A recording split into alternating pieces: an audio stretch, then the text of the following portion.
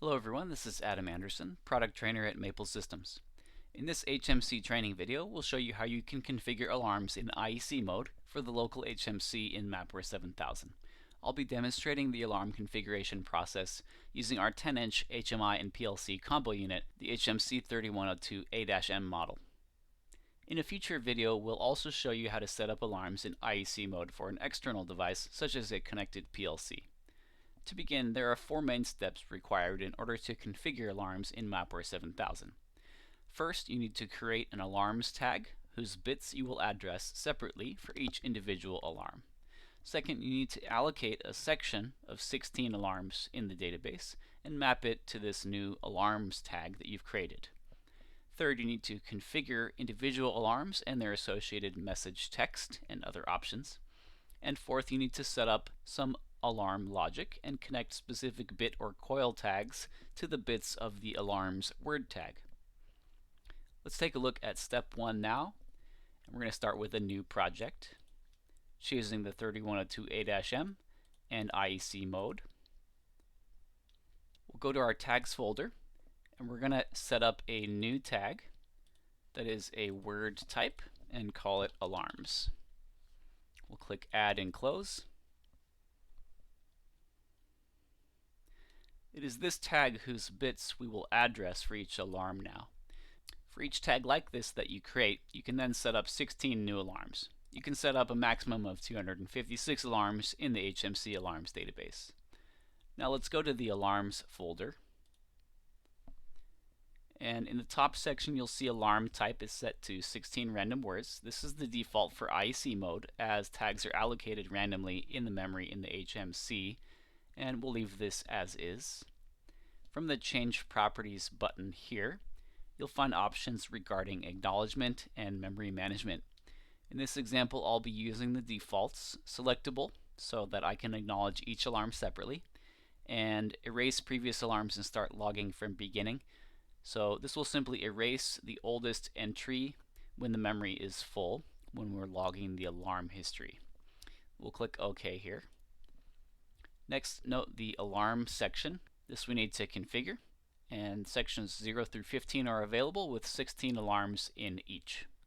So there's a total of 256 alarms that can be set up. Here we're going to allocate the first section or set of 16 alarms and map it to our alarms tag that we just set up. So we'll click to select this and then click assign. You see in the tag bit column now, it has the alarms tag followed by an underscore and a number. So this is the bit number of the word. So our first alarm is going to be bit 0 of the alarms word tag. Now we'll go ahead and configure 4 alarms. For this first alarm, we can change the text or the message that will be displayed in any kind of alarm list here. And we're going to go ahead and enter A00, standing for our first alarm, on. Next, we can set up an acknowledge bit if we want to be able to acknowledge this alarm independently. We're going to go ahead and create a new bit tag for this, and we'll call this AC A00. Add that and select it. Next, under history, if we check the history box, it will save the alarm history to the HMC's non-volatile memory. History without acknowledge means that any alarm, whether it's been acknowledged or not, will be logged to the memory right away. If we choose history with acknowledge, then only alarms that have already been acknowledged will be logged to the HMC internal memory. So we'll choose history without acknowledge and then click accept to save the changes for this first alarm. We're going to go ahead and set up the next 3 alarms too for this sample project.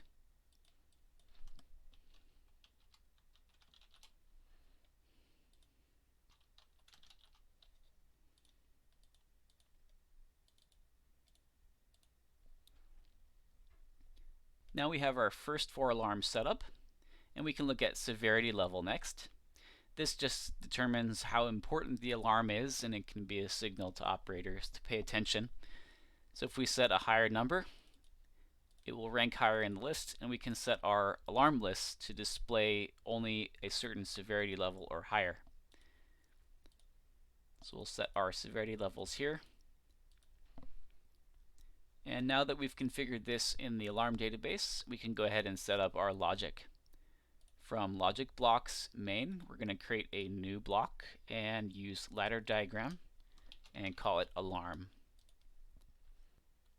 First, we're going to use a horizontal line, and then we'll go to the registers folder and drag over one of the set bit functions and drop it on that first rung of the ladder. And for the input and output tags, we're going to select alarms. For bit, we're going to choose bit 0. So this is configuring the first alarm or the first bit of this alarms tag. The value variable, here we're going to set up a new tag, bit type tag. We're going to call it A00 and declare this now. Now when A00, when this bit goes high, then the first alarm will go on. That's all we need for that first alarm. Now we'll go ahead and copy and paste this and modify it 3 more times for our subsequent alarms that we need to set up.